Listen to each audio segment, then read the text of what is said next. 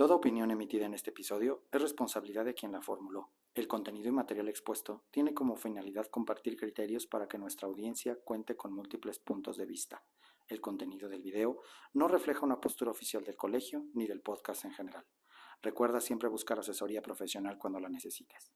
Buenas tardes, amigos, ¿cómo están? Bienvenidos nuevamente a su programa de Culichia Chilango, El Derecho Nos Une. Ya en la segunda temporada de este gran proyecto académico que tenemos gracias al impulso del Colegio Comprender. Bueno, recuerden que transmitimos todos los miércoles de cada 15 días a las 5 de la tarde, zona Pacífico, 6 de la tarde, zona Centro, desde Zoom, Facebook Live.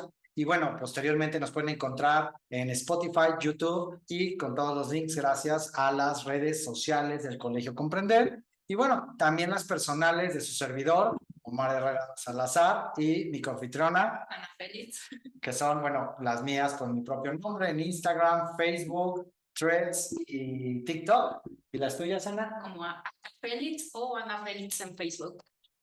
Bueno, pues ya es hora de que comencemos este episodio. Y bueno, pues, ¿cómo estás, Ana? Me da gusto nuevamente de haber compartido contigo un episodio más en la anterior ocasión. ¿Cómo estás? Muy bien, muy feliz de estar de regreso una vez más a un episodio más de este bonito programa que hemos creado en esta segunda temporada. Y sí, efectivamente estamos en un espacio, en nuestro espacio habitual, que ya se extrañaba un poquito. Sí, claro, nuevamente estamos aquí, amigos, como les habíamos enseñado, la sala de juntas en el arranque, en el segundo episodio de esta temporada. Bueno, es un nuevo escenario que el colegio tiene, no solamente para los podcasts, como pueden ser el nuestro y el de Sentencias en Confianza, sino también como oficinas dinámicas en renta para juntas, para clases, diplomados propios del colegio, o que alguno de ustedes esté interesado, pues comuníquese para acá, ¿no? Pero bueno, ya la irán viendo también adecuaciones que se van a tener tanto en este como en aquel escenario a lo largo de esta temporada. Sí, esto de ya tener varios espacios como para ir intercambiando, que la gente se vaya acostumbrando a ambos, que puedan presenciar una dinámica diferente, ya sea con nuestros invitados, entre nosotros y todo. Pero bueno, como bien dices, hay que empezar el programa, así que te voy a empezar a cambiar un poquito el tema. Estaba yo navegando y revisando todos los cursos que ofrece el Colegio Comprender, en específico el de responsabilidades de los servidores públicos, pero se me olvida que soy servidora pública, y el de el Sistema Nacional Anticorrupción. La verdad que yo súper recomiendo, cursos muy buenos, pero a mí sí me generó una duda específica, sobre la función, la importancia que tiene la Secretaría de la Función Pública. ¿Me puedes explicar un poquito? Sí, claro. Bueno, mira, lo que pasa es que en este curso efectivamente que se está llevando, ya está casi por concluir, de diplomado sobre el Sistema Nacional Anticorrupción y responsabilidades de los servidores públicos, pero bueno, habrá futuros si en algún momento están interesados, creo que hay una opción de tomarlo on demand y ver los videos. Pero bueno, en este se abarca todo lo que es el Sistema Nacional. Y hay unas partes que sí es necesario de repente abundar, como esta que dices, ¿no? ¿Qué hace la Secretaría de la Función Pública como una encargada en general del control interno? Esto es importante precisarlo, en la Administración Pública Federal únicamente, aquella entidad o organismo gigante, porque está integrando de varios, a su vez, dependencias y entidades, que son los auxiliares del Ejecutivo. Y bueno, todo esto se hace a través de una facultad o atribuciones genéricas que están en la ley orgánica y también de acuerdo a un nuevo reglamento que sabemos se ha expedido recientemente en los últimos meses. Y bueno, ¿qué me gustaría? Más me gustaría que poder ayudarte que haciéndolo con un invitado que nos explique esta función. Y para ello, amigos, bueno, pues me voy a permitir, ya ustedes lo vieron en los reels de promoción, presentar a nuestro invitado, el doctor Javier Vargas Empaltecatl, que bueno, es una persona que tuve el gusto de conocer ya hace algunos ayeres, yo creo que unos 4 años, porque fue antes de pandemia o por ahí. Y bueno, voy a leer un poquito de su currículum para que vean y ahorita pasamos con él. Él es abogado, egresado con honores y merecedor de la Medalla al Mérito Universitario Gabino Barreda, para obtener el más alto aprovechamiento con promedio general de 10. Ay, ¿cómo lo hizo? En la UNAM, ser maestro en Derecho en la UNAM y en Políticas Anticorrupción por la Universidad de Salamanca, España. Doctor de Derecho especializado en Transparencia, Responsabilidad Administrativa y Mecanismos Anticorrupción. En alguna de estas especialidades tuve el placer de conocerlo. Tiene más de 33 años de experiencia en la administración pública, o sea que empezó igual de chavito, ahorita lo van a conocer. Ha tenido altos puestos como director general de Responsabilidad de Situación Patrimonial en el Gobierno del Estado de México y en el Gobierno Federal, subsecretario de Responsabilidades Administrativas y Contrataciones Públicas en la Secretaría de la Función Pública en el Gobierno Federal, cargo con el cual tuvo que desempeñarse como encargado del despacho de la Secretaría en 2016, secretario de la Contraloría del Gobierno del Estado de México en el periodo sexenio del gobernador del Mazo, el anterior en el Estado de México, y actualmente es titular del órgano especializado en quejas, denuncias, investigaciones de la Secretaría de la Función Pública del Gobierno Federal. Con él hemos tenido la oportunidad de invitarlo y siempre amablemente aceptado, pero no solamente con nosotros, con el colegio, sino tiene más de 140 ponencias en foros nacionales e internacionales, docente en universidades nacionales. Yo ya estoy haciendo la de puerco para tenerlo en nuestro plantel docente aquí en el colegio, futuras ocasiones. Y bueno, también escritor de artículos, ensayos jurídicos en libros y revistas especializado. Entonces, doctor, bienvenido. Muchas gracias por haber aceptado la invitación a este programa. Muy buenas tardes, al contrario, yo muy complacido de estar esta tarde con ustedes dos. Veo la pasión y el entusiasmo de este maravilloso programa. Omar, Ana, el podcast Comprender. Muchas gracias. Gracias por esta oportunidad. Muchísimas gracias por estar aquí, por poder acompañarnos. La verdad es un honor para nosotros tener a expertos siempre en cada episodio que nos ayuden a comprender y a poder transmitir el conocimiento a nuestro público, a los que nos escuchan, y a ver si podemos generar un poquito de interés sobre el mundo jurídico a las personas. Y pues si me permite, me gustaría comenzar con nuestra entrevista, nuestra charla, y quisiera empezar con una pregunta tanto sencilla de cómo se integra la Secretaría de Función Pública. La Secretaría de la Función Pública, ya lo comentaba muy puntualmente el maestro Omar Herrera, en este marco contextual del Sistema Nacional Anticorrupción es la dependencia que a partir de esa reforma en 2015 expresamente en la Constitución se establece como la encargada del control interno de todas las entidades que integran este gran aparato burocrático que es la Administración Pública Federal. Estamos hablando de casi 300 entidades. Esto implica control interno, control externo. Es importante diferenciarlos, se encarga más de la parte preventiva, también la parte correctiva, control externo, por ejemplo, Auditoría Superior de la Federación. A partir de ahí tiene esa importante tarea, ya expresamente a nivel constitucional, pero tiene también una segunda tarea, que es formar parte de ese Sistema Nacional Anticorrupción como parte del Comité Coordinador. El Comité Coordinador es el órgano máximo colegiado que encabeza este sistema, junto con otras instituciones como es la Auditoría Superior de la Federación, el Tribunal Federal de Justicia Administrativa, la Fiscalía Especializada de Combate a la Corrupción, decíamos ya el Tribunal de Justicia Administrativa, el Instituto Nacional de Acceso a la Información y el presidente del Comité de Participación Ciudadana. Esas, diría yo, son las dos principales funciones que tiene esta importante dependencia federal. Ok, doctor, y hablando de eso, una pregunta. ¿Por qué esta secretaría, yo recuerdo en la reforma o por qué usted cree que en la reforma del 27 de mayo de 2015, que nace todo el sistema, contrajo una reforma más que fue que el secretario de la Función Pública lo tuviera que ratificar el Senado? Siendo que si lo vemos desde el punto de vista formal del derecho administrativo, pues es una entidad que solamente va a tener una injerencia, como usted dijo, tanto prevención, control, investigación y sanción, pero para la administración pública auxiliar del Ejecutivo. ¿Por qué tener que meter al Senado? Y si de ahí nos pudiera decir cómo es que nace esta nueva reforma que reestructura a la Secretaría hoy día, que es diferente a como la veníamos conociendo. Así es, dos puntos muy importantes. Esa ratificación, desde luego, es parte de las novedades del Sistema Nacional Anticorrupción.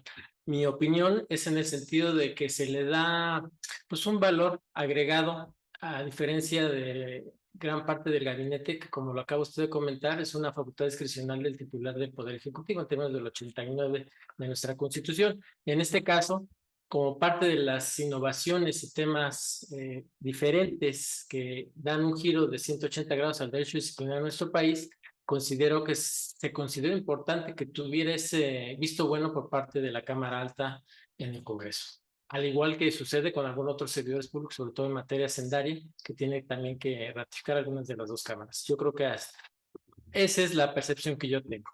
A partir de ahí, bueno, pues estamos ya a más de 9 años de esa reforma constitucional y en efecto, hace un par de años aproximadamente surge la iniciativa por parte del titular del Poder Ejecutivo de reestructurar, de reformar administrativamente esta Secretaría de la Función Pública, situación que se concretó hasta el año pasado, el día 3 de mayo, a través de la promulgación del decreto que reforma esta ley y que sin afectar el Sistema Nacional Anticorrupción y sin afectar estas dos principales funciones que tiene la Secretaría de la Función Pública en el marco del Sistema Nacional Anticorrupción y como integrante del Comité Coordinador, viene vienen varios aspectos. Yo quisiera destacar dos. El primero de ellos, la materia de contrataciones públicas, que al inicio de esta administración, a través de una reforma a la Ley Orgánica de la Administración Pública Federal, se concentró en la Secretaría de Hacienda y Crédito Público, incluso se estableció una oficialía mayor que iba a coordinar a través de las unidades de administración y finanzas en cada dependencia y en cada entidad pública. Se regresa esa parte a la Secretaría de la Función Pública. La parte de interpretación, la parte de normatividad, la parte de políticas, el comparanet, etcétera. Y el otro gran aspecto de esta reforma del 3 de mayo del año 2023 a la ley orgánica es dotar de facultades al titular de la Secretaría de la Función Pública para establecer, diseñar, disponer los órganos internos de control en dos sentidos. Tradicionalmente conocemos el modelo del órgano interno de control que tiene sus áreas, área de auditoría, de responsabilidades y ahora también de investigación. Pero con esta reforma se prevén los órganos especializados, es decir, los distinguimos de los primeros, que son órganos de control específicos. Los segundos o los nuevos, son órganos especializados. ¿Cuál es la diferencia? Bueno, el primero, en un órgano interno de control que específicamente lleva a cabo esa función al interior de una entidad pública, sea una dependencia, una paraestatal, y es la máxima autoridad en esa materia. En el caso de los órganos especializados, estos solamente tienen competencia en su especialidad. Se crean 5 áreas de especialidad: fiscalización, contrataciones públicas, control interno, quejas, denuncias, investigaciones y responsabilidades. Y se crean o se clasifican o se identifican en ramos, 16 ramos de la Administración Pública Federal, que vienen a identificarse como lo que eran las secretarías, a excepción de la Secretaría de Marina y la Secretaría de la Defensa Nacional. Entonces, en cada uno del resto de las secretarías está el ramo de Gobernación, está el ramo de Educación, el ramo Salud y así. Y en cada uno de esos ramos ya no hay un titular de órgano interno de control, sino hay un titular de área especializada en cada una de estas 5 materias. ¿Sí? Y así inicia la reforma. Hace un año, precisamente el 4 de septiembre. Amigos, perdón si vieron así el corte abrupto, se nos fue la luz, pero lo más rápido posible regresamos. Y bueno, ya está. Doctor, nos interrumpió aquí el corte. ¿Alguien quiere que más estemos platicando estos temas? ¿Verdad? Nos decía usted que precisamente hace un año, 4 de septiembre, ¿qué pasó? Se publicó el reglamento interior de la Secretaría de la Función Pública que viene a regular la reforma del 3 de mayo de la ley orgánica y le da ya el detalle de las facultades para que el señor secretario de la Función Pública pueda ejercer esta facultad que decíamos de crear órganos internos de control, ya sea específicos o especializados, conforme a las necesidades de cada dependencia o entidad dentro de la Administración Pública Federal. Y a partir de ahí, bueno, se expiden una serie de acuerdos de carácter general donde se va estableciendo, se extinguen diferentes órganos internos de control, se transforman otros de ese modelo básico tradicional que conocemos a los órganos especializados. Y eso va a suceder en el mes de octubre, septiembre y diciembre. Se expide un último acuerdo a través del cual se extinguen 78 órganos internos de control en diferentes entidades paraestatales y se crean oficinas de representación que se convierten en unidades administrativas que auxilian a los titulares de área de especialidad que comentamos hace un momento de los 16 ramos. De esta forma, cada ramo no solamente atiende el control interno en estas 5 especialidades de la dependencia o secretaría en la cual están adscritos, sino que además también ve lo relacionado con las entidades paraestatales sectorizadas en esos ramos. Y así es como hemos venido funcionando y estamos en plena, pues ya yo diría, consolidación de esa reforma administrativa. Ok. Y bien, un poquito, si se perdió un poquito con el corte, estamos hablando de cómo nace la reforma, esta reforma, pero a mí me gustaría saber cuáles son los objetivos principales de la reforma. Sí, es un punto fundamental y es parte de la, como decimos los abogados, la ratio legis de toda esta, diría yo, reforma administrativa estructural, que sin afectar la esencia del Sistema Nacional Anticorrupción y que es una reforma al interior de la Administración Pública Federal, sí tiene una razón muy importante, la principal. Ese modelo tradicional, que desde que nació el derecho disciplinario en nuestro país, la Secretaría de la Contraloría General de la Federación en el año 82, pues es el que con el que veníamos conviviendo y es el que conocíamos, pues como todo, puede perfeccionarse, puede mejorar. ¿Qué sucedía en algunos casos? Sobre todo ahora al amparo de la nueva Ley General de Responsabilidades Administrativas. Esta ley, bueno, pues nos rige en la parte preventiva y sobre todo la parte correctiva, cuando hay un hecho, una omisión, una conducta que dé lugar a la comisión de una falta administrativa, sea grave o no grave. La situación es que esta aplicación, y aprovechamos, la ley distingue una autoridad investigadora y una autoridad sustanciadora y resolutora, ¿sí? Que son diferentes, no pueden juntarse a diferencia del marco jurídico disciplinario anterior, donde incluso había titulares de áreas de responsabilidades y de quejas, ¿no? Al amparo de la Ley Federal de Responsabilidades Administrativas de los Servidores Públicos. Entonces, ¿qué sucedía o qué se identificó en muchos de los casos? Que en situaciones similares se aplicaba con un criterio, una visión diferente a la Ley General de Responsabilidad. Es decir, podemos ser muy severos en algunos casos, y en casos similares en otro órgano interno de control, muy benevolentes, o incluso abstenernos de iniciar alguna situación. Entonces, ¿cuál fue uno de los principales objetivos de esta reforma administrativa? El señor secretario así lo visualizó y el señor coordinador general de gobierno de órganos de control y vigilancia, de quien dependo yo directamente su servidor, bueno, y el órgano especializado, estos 5 órganos especializados, pues generar un marco, un contexto en el cual se uniformaran o se homologaran los criterios de aplicación de la Ley General de Responsabilidades. Y en un momento muy oportuno desde mi punto de vista, porque pues al día de hoy, si bien es cierto, tiene 9 años la reforma constitucional y tiene 7 años que entró en vigor la Ley General de Responsabilidades, pues seguimos picando piedras, seguimos haciendo camino. El Tribunal de Justicia Federal de Justicia Administrativa, pues sigue pues también haciendo lo propio, la Corte emitiendo criterios de aplicación.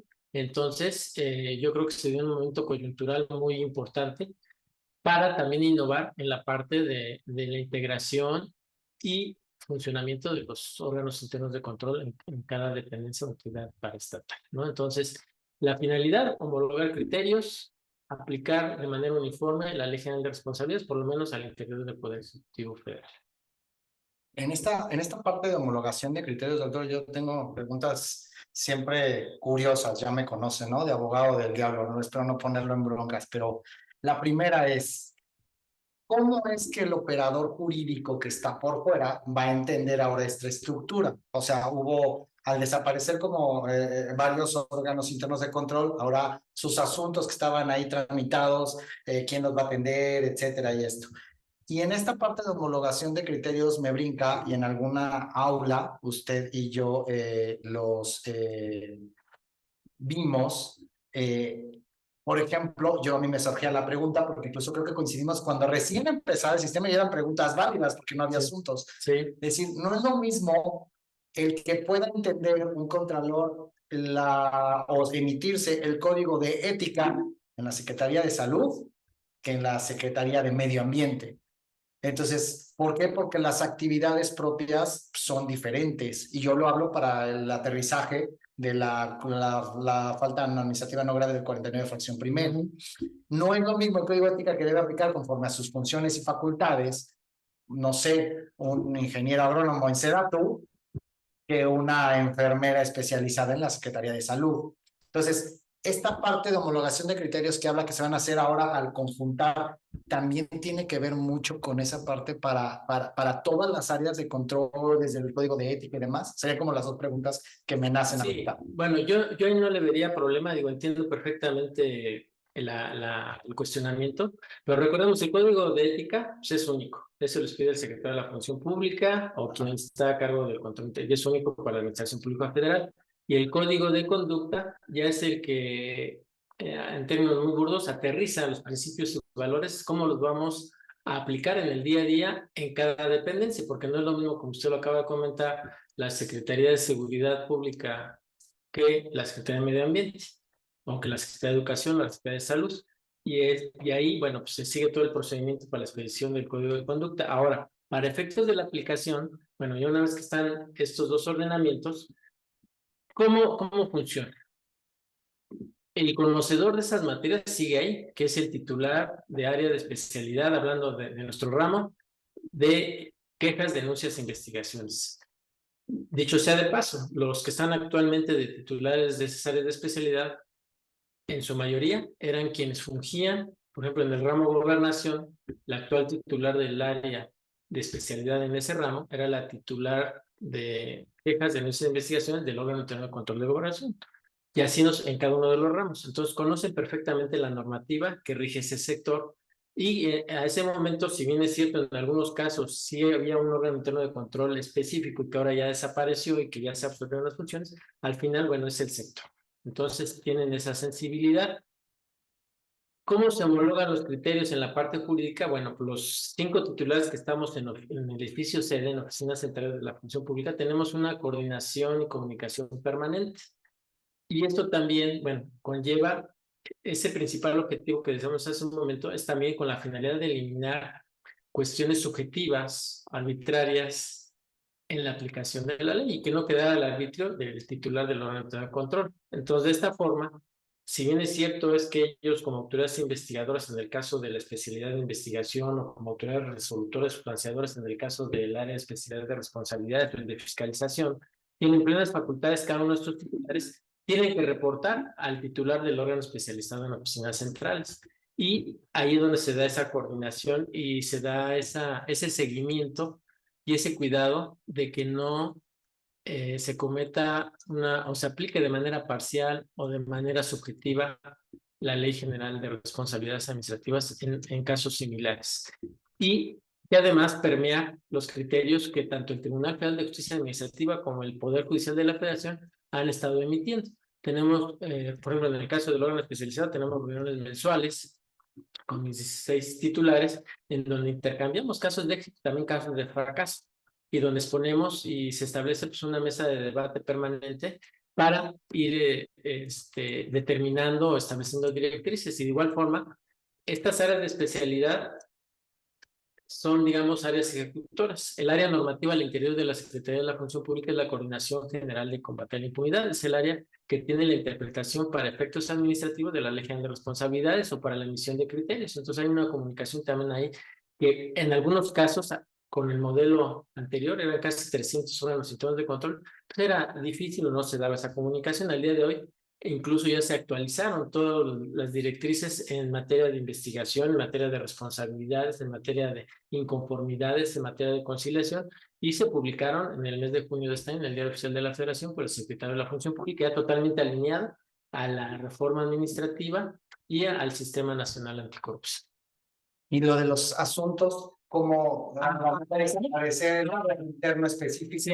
Bueno, esa parte, bueno, se notifica al momento en que se extinguió el órgano interno de control específico, sí hay un acta administrativa de conclusión de esa función y donde se entregan los expedientes al nuevo titular de la especialidad. Y desde luego ese acuerdo se notificó a los interesados, a quienes eran partes, y desde luego, bueno, pues al abogado defensor, al que estaba sujeto a un proceso, o al ciudadano que denunció, hablando, por ejemplo, del área de investigación, y tiene pleno conocimiento de esa situación. Así es como se les hizo saber. Y ahora, ¿con quién se entiende? Bueno, pues dependiendo en dónde esté. Si está todavía en la parte de investigación, con el titular de quejas de nuestras investigaciones.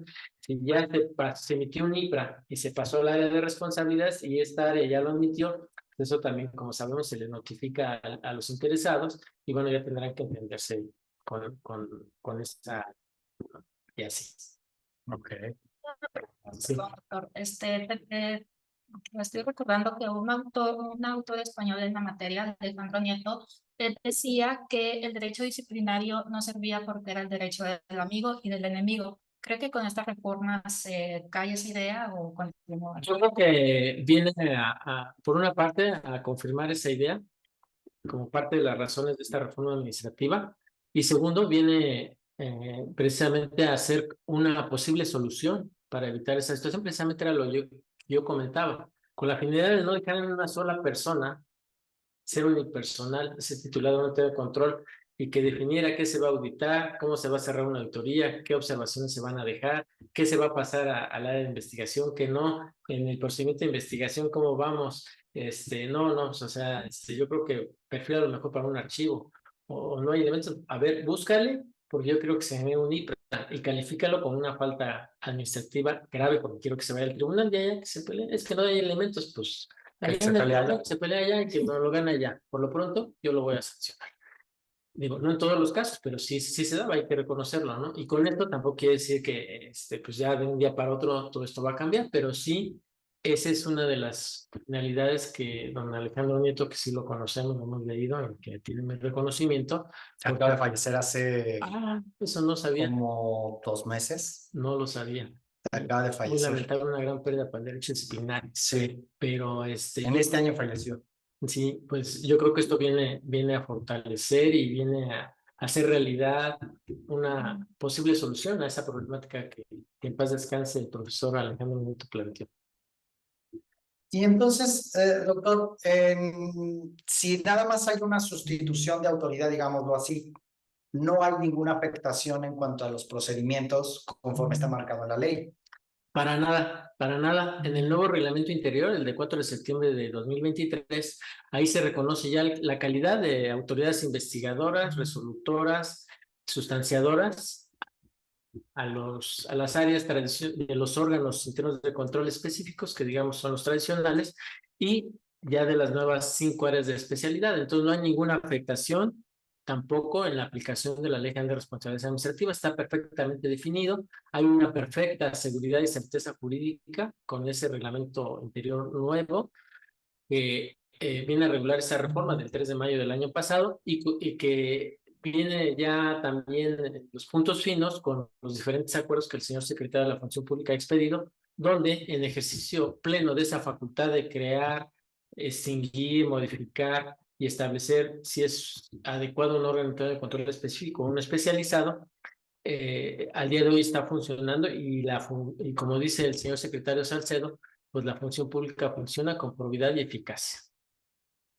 Ok, ya lo rectifiqué de un poquito más, pero de reciente, 3 de octubre de 2023, falleció Alejandro Nieto García, quien usted buscar su obra en internet. Estos 11 meses. Es casi un año. Año. Es una obra muy vasta, Sí. pero tomaba esas críticas, ¿no? Precisamente de cuando se concentraba todo en una persona, designada por el mismo que iba a ser revisado, y decía, pues no funciona. Y es quien introdujo incluso la teoría que después se quiso retomar, si usted a lo mejor me corrige, la jurisdiccionalización del derecho disciplinario en 2007, que querían quitar de la Ley Federal de Responsabilidad Administrativa de los Servidores Públicos la función pública, valga la redundancia, a pasarla al tribunal, pero fue un proyecto fallido. Sí, nada más quedó en la reforma constitucional, fue 2006, 2007, y nunca se expidió la ley que le diera vida a esa reforma constitucional. Sí, la jurisdiccionalización del derecho disciplinario. No, era completa. Ahí era no como ahora, que es híbrido, que es una situación que el señor magistrado, maestro de todos los usuarios conocen, les pone muy bien en una de sus obras, Ajá. citando esa parte de la jurisdiccionalización. y establece cuáles son las características. Al día de hoy, parcialmente estamos ante esta situación, sobre todo en la parte de faltas administrativas graves. Exactamente, ¿no? Curso que estamos impartiendo, ¿no? Como el curso que andamos ahorita en eso que está ya a punto de terminar. Antes de que yo sé que te toca y tú vas a cerrar, yo quiero hacer una última pregunta que me nace. Evidentemente ahora que habla ya de la homologación de criterios, por ende entiendo también pues conocimiento de asuntos ya en el grosso de sectores, ¿no? Y usted pues dice estoy en coordinación con 4 más y ya abarcamos todo, ¿no? Por materia.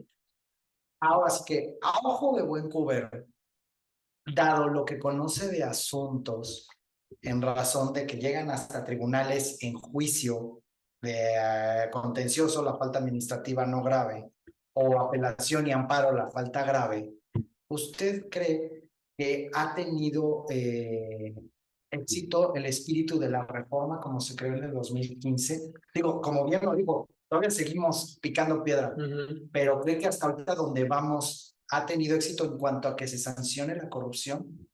Sí ha tenido éxito, desde luego muchos dirán que no es así, yo digo que sí. ¿Y por qué lo digo? Porque finalmente se rompieron muchos paradigmas.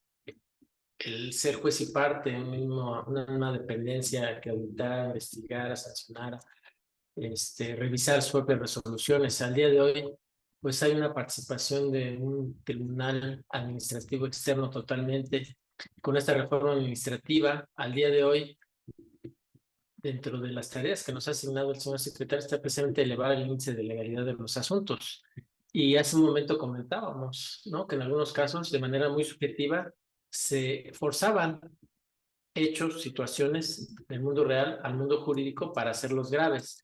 Al día de hoy estamos cuidando y estamos muy atentos a los criterios tanto del Tribunal Federal de Justicia Administrativa como del Poder Judicial de la Federación para evitar esa subjetividad y yo diría hasta esa arbitrariedad en algunos casos y esa parcialidad en la aplicación de la ley, contrario a todos los principios que ahora nos rigen en la materia, ¿no? Entonces, es muy pronto para hablar si es muy exitoso o no. Yo en el 2015, 2016 me hicieron varias veces esa pregunta y yo decía que por lo menos había que vivirlo una década. Todavía no llega ese momento.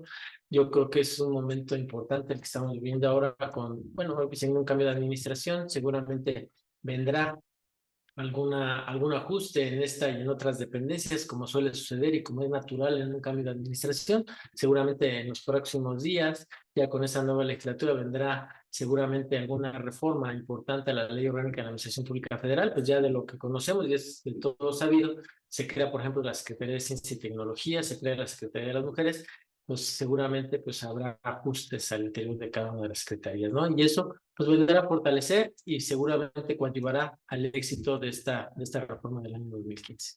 Soy muy optimista.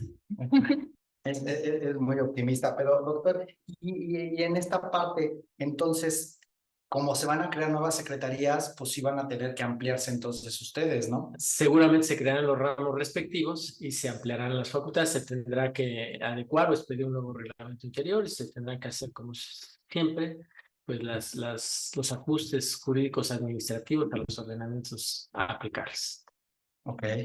Justamente estamos hablando de que ya va a haber una nueva administración, ya que vamos a tener una presidenta mujer por primera vez en México.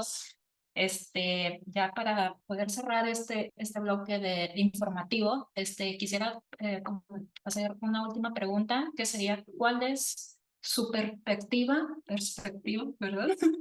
sobre esta reforma con esta nueva administración? Bueno, pues lo que yo les podría comentar es lo que todos conocemos. La presidenta, al día de hoy y desde que estaba en campaña, una de las propuestas para el combate a la corrupción es la creación de una agencia federal anticorrupción. Entonces, va a modo o va a propósito de lo que les comentaba hace un momento. Precisamente para implementar esa figura, pues hay que hacer una serie de reformas, ¿no? Habría que ver hasta dónde es necesario reformar, si solamente sea a nivel legal o incluso a nivel constitucional. Pero pues ya lo estaremos viendo como ciudadanos, seguramente en las próximas semanas, en los próximos meses, y esa es la situación. Ella trae, lo que sí me queda claro, trae muy importante, trae muy en el radar, como decimos comúnmente, el tema de combate a la corrupción y trae muy claro, y bueno, ya hizo la designación de quien será la titular de esta dependencia a partir del 1 de octubre, una gente también con pues, amplia experiencia en la administración pública,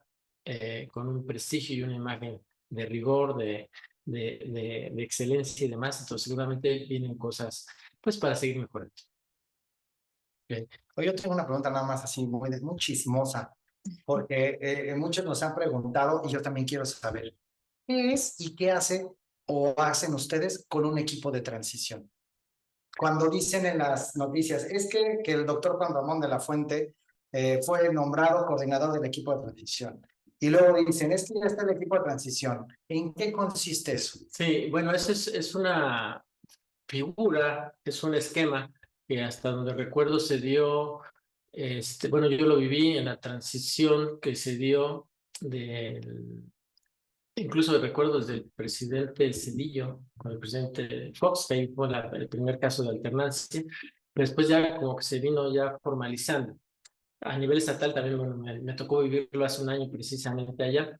Y ya incluso en el reglamento de entrega-recepción se prevé esa figura de la transición y se prevé esa obligación por parte de quien está todavía en el encargo y por quienes llegan ese derecho de acceder. Entonces, en términos llanos y básicos, consiste en que se establece, digamos, un representante, un coordinador, en este caso, por ejemplo, el doctor de la Fuente, que va a coordinar todo el equipo de la presidenta y algún representante por parte del gobierno saliente.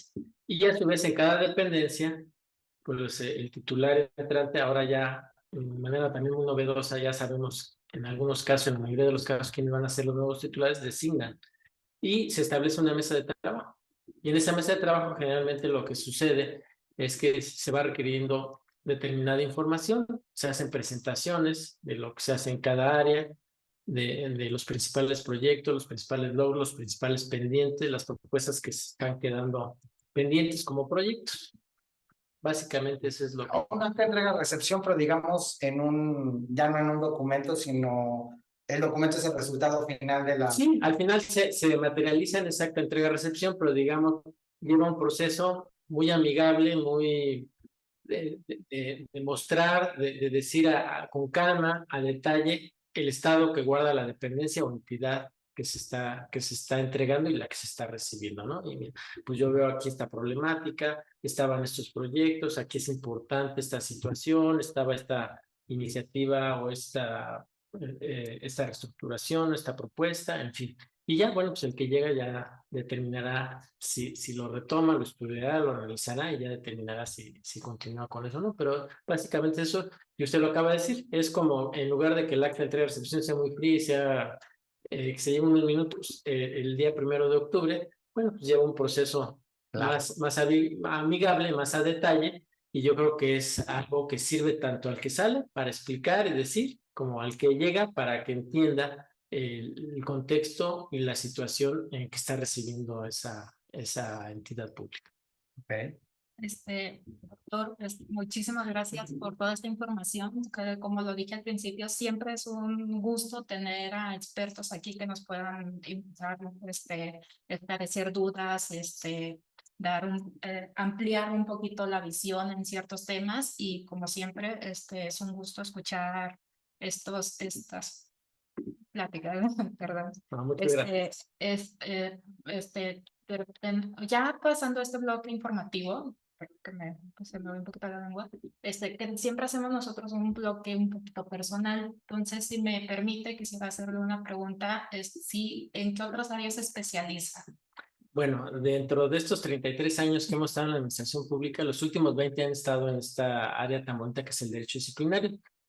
Los otros años estuve en áreas jurídicas, en jurídicos, como titular de áreas jurídicas, es decir, como representante legal, defendiendo asuntos en tribunales, pero sobre todo me especialicé en dos áreas, ¿no? Una que es la de fiscalización. Estuve un tiempo al principio de mi carrera en la Conagua, en área de fiscalización, pero a grandes contribuyentes del derecho del agua. En ese entonces, pues apenas estaba surgiendo todo esto del derecho fiscal en materia del agua. Y la otra parte, jurídica, pero en legislación y consulta, en la elaboración de normas, en la interpretación de normas. En esas áreas es lo que nos ha permitido la vida y nos ha llevado por ahí la vida. Y los últimos 20 años, bueno, pues en esta área tan novedosa y ahora tan importante, yo digo, estamos viviendo un momento histórico importante y somos parte de esto. Ya que dice que son tantos años, ¿por qué la administración pública? En nuestro quórum tenemos personas adultas, chavos de programas que nos ven en razón de diplomados, cursos, y es muy diferente a veces el perfil, ¿no? Del que quiere ser litigante, pero también es diferente el que se va civil, el que se va penal, el que se va administrativo. ¿Por qué a usted le llamó la atención la administración pública? Ser abogado para la administración pública o en el ejercicio del servicio público. Bueno, compartirles, yo cuando decidí estudiar Derecho, que fue por ahí de la secundaria, yo quería ser notario público, por eso yo decía, no, pues estudiar Derecho para ser notario público. Y sí, en efecto, los primeros años vemos Derecho común, Derecho civil y demás. Por ahí del tercer, cuarto semestre, me encontré con profesores de Derecho Administrativo, entre otros, pues, el doctor Luis Humberto Delgadillo Gutiérrez, fue mi maestro. Otro maestro que falleció, Roberto Rosales Barrientos. En ese entonces ellos trabajaban o habían recién trabajado en la Secretaría de la Contraloría General de la Federación. Y bueno, yo los veía y hablaban, y el servicio público, el interés público, toda esa situación, y a mí pues me dejó hipnotizado, me conquistó, y en ese momento yo decidí dedicarme al servicio público, porque como su nombre lo dice, servir a los demás, tener la oportunidad de tener un poder chiquito, grande, como sea, pero tener la oportunidad de servir a mi país, de servir a la nación, de servir a los ciudadanos.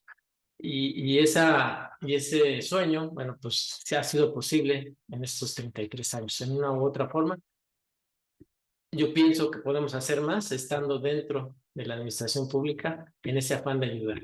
Y se dice por ahí que cuando el trabajo nos gusta y nos apasiona, pues no es trabajo, es un gusto, ¿no? Cuando no nos gusta, pues es estrés, es una obligación. En mi caso, afortunadamente, los 33 años que me he dedicado a esto, pues ha sido apasionante y ha sido un gusto servir a mi país.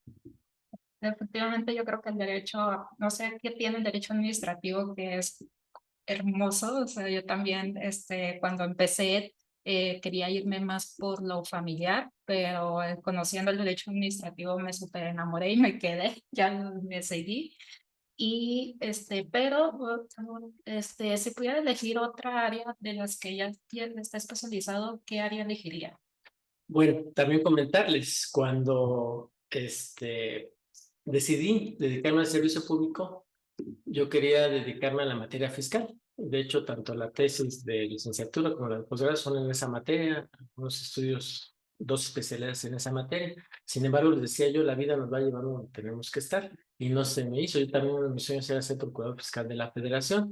Al final, bueno, ya fui subsecretario de responsabilidad, ya fui secretario a nivel estatal, y ha sido maravilloso. Entonces, es otra materia que ya la verdad estoy muy desactualizado, es otra de las materias que me apasionan muchísimo. Es una materia muy compleja y muy dinámica. Ahí me gustaría también estar. Incluso también, pues, al igual que ustedes, uno de mis sueños es estar algún día trabajando en el Tribunal Federal de Justicia Administrativa, ya desde otra expectativa, un papel diferente, porque es pues algo también bien importante, ¿no? El revisar los actos de las autoridades administrativas y bueno, ahí corregir, anular.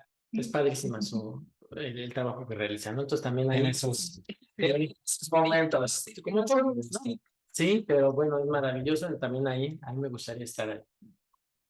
Doctor, bueno, pues la verdad es que nos quedamos nosotros con ganas de más. Desafortunadamente siempre lo dicen en todos los programas, se me hace un cliché, el tiempo es el mayor enemigo, pero ahora veo que es verdad.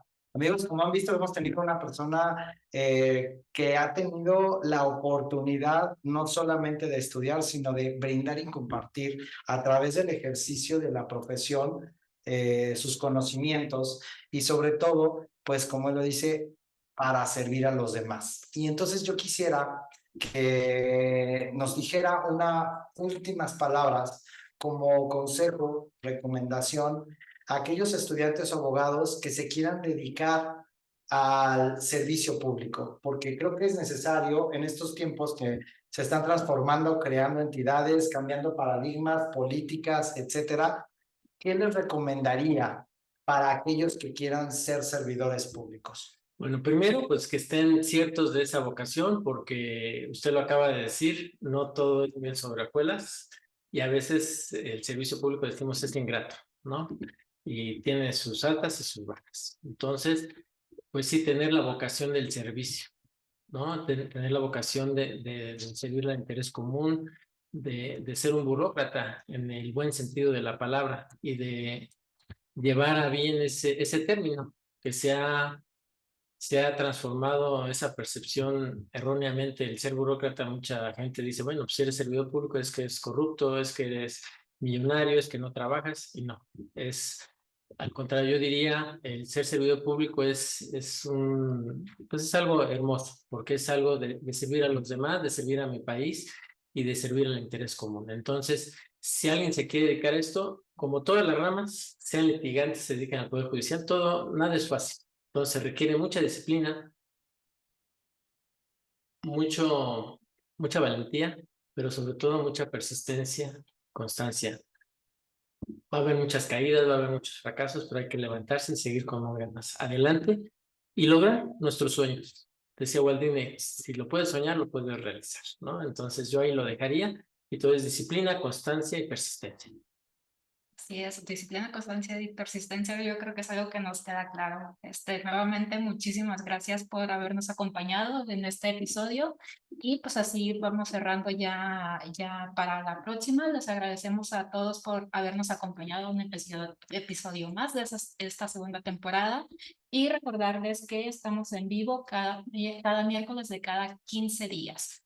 En punto de las 5, el punto de las 5 en zona Pacífico y de las 6 en zona Centro, por Zoom y Facebook Live. Y que desde a partir de mañana, yo creo, ya pueden tener los links para YouTube y para Spotify.